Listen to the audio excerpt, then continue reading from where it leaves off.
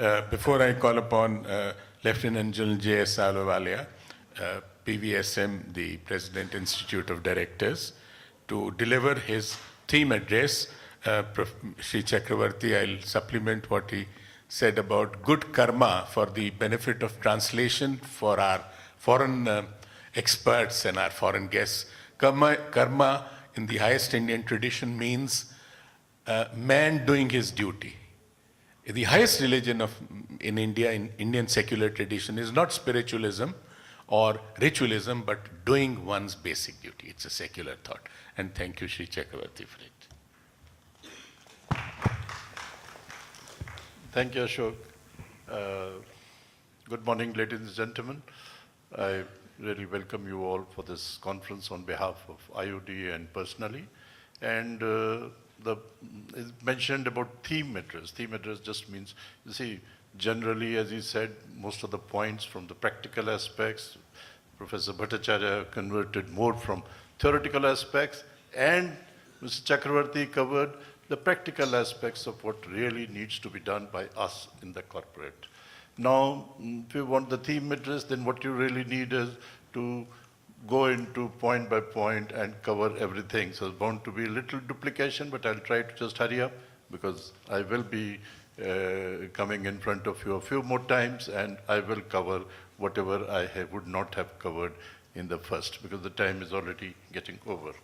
Well, let me just start by telling you that in last 2 decades, basically in the last 2 decades, I mean, we've all been, many of us have been in the industry or seeing it for a long time. There has been an intensive debate, which has been, of course, fueled by the media, that is the philanthropy and CSR, because philanthropy was going on, it is still going on, and more in Western countries, and especially USA, than here, and how to leverage CSR. Both of them have already mentioned about leveraging CSR. Now, there are a few things that deteriorating economic climate and ethical scandals, especially like Enron and Satyam that we have had here, they led to an emphasis on doing business in a more responsible manner. This is how these things started moving faster in the last 20 years, the last 2 decades, as I'm saying. Second was to avoid the negative impact on society and environment.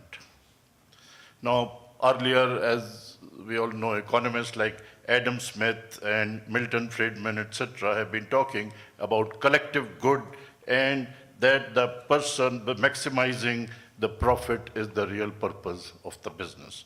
Now, this is, the growing view today is that how to be a part of a larger society so that impact can be on the society, and this can only be more than profit and not just mere profit. But profit has to be there, otherwise the business will not be sitting. The CSR is essentially a business-driven movement based on voluntary compliance and self-regulation, and for new demands which keep coming up by the civil society. This regarding understanding of CSR, you know, it has been punctuated with numerous definitions that have been coming up from various sources so far and various theories. They have gone through a paradigm change in the last 2 decades, as I mentioned, with way beyond its philanthropy and community roots, and there is a need to embed CSR concerns in the DNA of the corporations. Deliberate inclusion of public interest into corporate decision-making process. CSR moving from the fringes to the mainstream of the corporate consciousness. Now, these are the areas which have really become very important. Corporate governance, which has, you see, impended, and CSR concept, it has embedded the CSR concept into the notion of sustainability in 3 Ps, that is planet, profit, and people, that we have been talking about, and that is where CSR becomes very important once we talk of sustainability. You see, what in 80s was TQM, we all used to talk about total quality management, today is being talked about, or place has been taken by sustainability, in which CSR is one of the three legs: people, profit, and the planet. The challenges include managing diversity and bridging disparities. The social cohesion needs to be continually reconstructed in ethics and community and socio-economic development, managing socio-economic cleavages and conflicts. That is the real purpose for this. As a definition, coming to the definition part, the CSR criteria is subjective. There are no absolute standards, or it is very difficult to really define and may change from generations and between the different cultures. A concept, one of the common known is a concept where the companies integrate social and environmental concerns to business operations, interaction with stakeholders, and on a voluntary basis. So stakeholders and interaction is very important. Stakeholders has already been brought out by the speakers. So now business, for the first time in human history, you see, we feel has the technology and the power both to make a difference in the human lives. And that is why CSR becomes extremely important. CSR is becoming a way of life. It refers to impact an organization has with society. The sustainable business policy is central to a corporate's growth. The CSR is the market response to changing expectations of stakeholders and needs and values of the customers.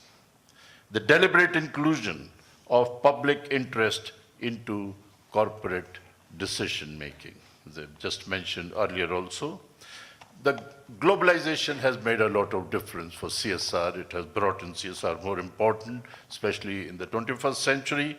The challenges and opportunities that globalization offers, the desire for inclusive development, the imperatives of climate change, the sharpening of inequalities and socio-political issues that cannot be ignored anymore. The poor, that is the bottom of pyramid, as call it, do not really need handouts. We're all very clear. And what they need is education, health, care, and infrastructure to make them move up. Communication, a lot has been talked about social media, as well as the role of media generally. Let me just say that the power of bloggers will not allow business to focus on profits at the cost of society or the environment anymore. The boundaries between business and community have become blurred and much more permeable. Coming on the CSR, it encourages long-lasting social well-being in companies in which they operate, interact with different stakeholders, and securing a long-term license to operate. That is the important part we have been talking of, giving back to the society. The Companies Act 2013, which is now generally in place, that each business entity has to formulate a CSR policy aligned with business goals, has to guide its strategic planning and implementation, has to provide a roadmap for CSR initiatives and targets and time frame and responsibilities as to who is going to really conduct it. The influencing the supply chains for CSR initiatives, that is another point which has been listed in this.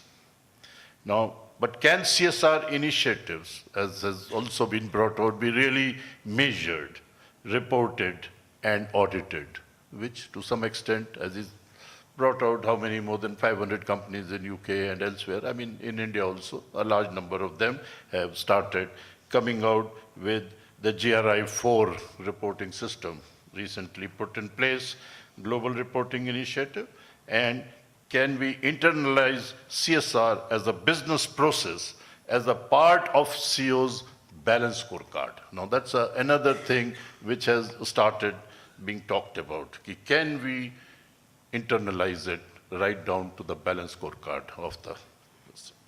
Now, talking a few things on ethical, at its heart, really, the CSR movement is a moral and ethical one. Conscious focused, transparency, good corporate governance, CSR, and competitive markets. This is what we're focusing to, and chances, again, to give back to the society. When you talk of legal aspects, the ISO 26000 came up in 2010.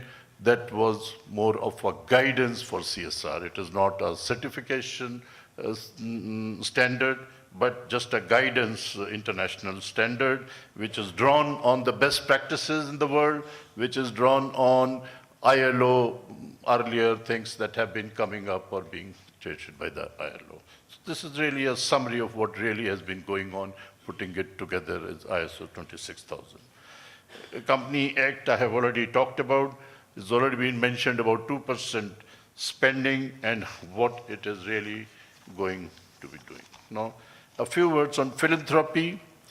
Martin Luther King, nearly 50 years back, just to quote him, philanthropy is commendable, but it must not cause the philanthropist to overlook the circumstances of the economic injustice that make it necessary in the first place.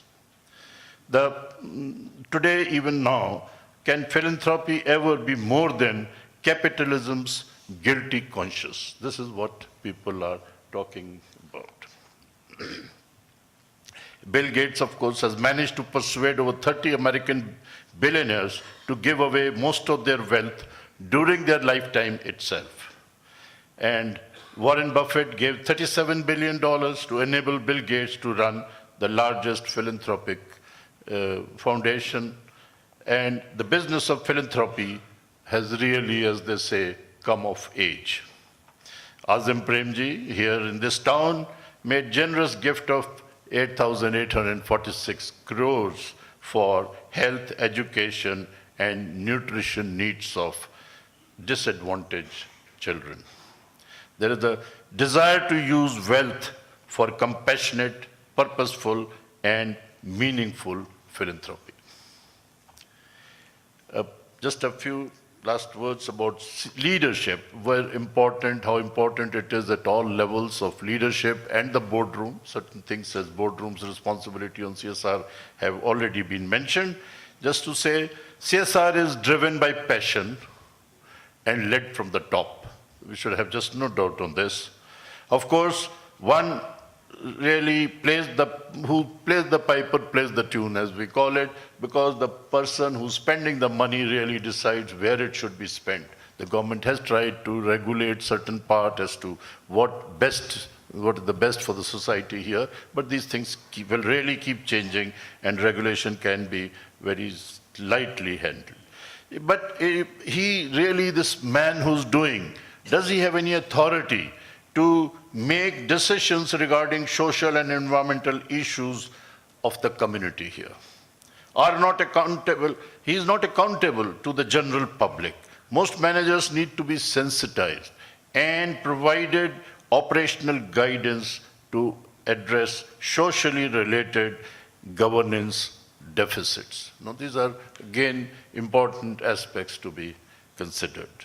Leading to sourcing a long-term license to operate. That is what we're all looking for.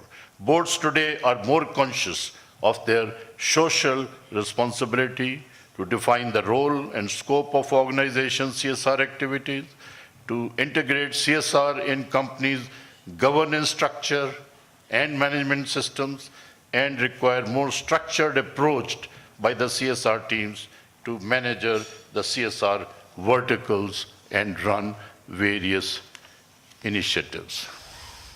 In fact, I would just like to mention on 14th, the day I was coming in the flight, I read in Economic Times an ad for a CSR senior executive. And I just made a little note of it. I would like to just read it out to us here who are interested in CSR. The job advertisement in the ET of 14 January for senior CSR executive under job description said, lead the CSR function, strategies, and execute various initiatives in tune with business leadership, interact with government, civil society, and voluntary organizations, and manage internal and external outsourcing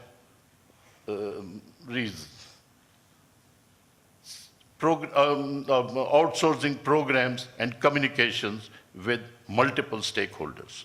Be accountable for mandatory legal requirements as it is now a big ticket item. Qualified and experienced, should be qualified and experienced to run CSR initiatives and programs with a large outlay of resources, and it said salary between 60 to 100 lakhs in a year. So such is the growing importance of CSR that I was thinking things have really started moving. Thank you very much. This is broadly trying to convert this.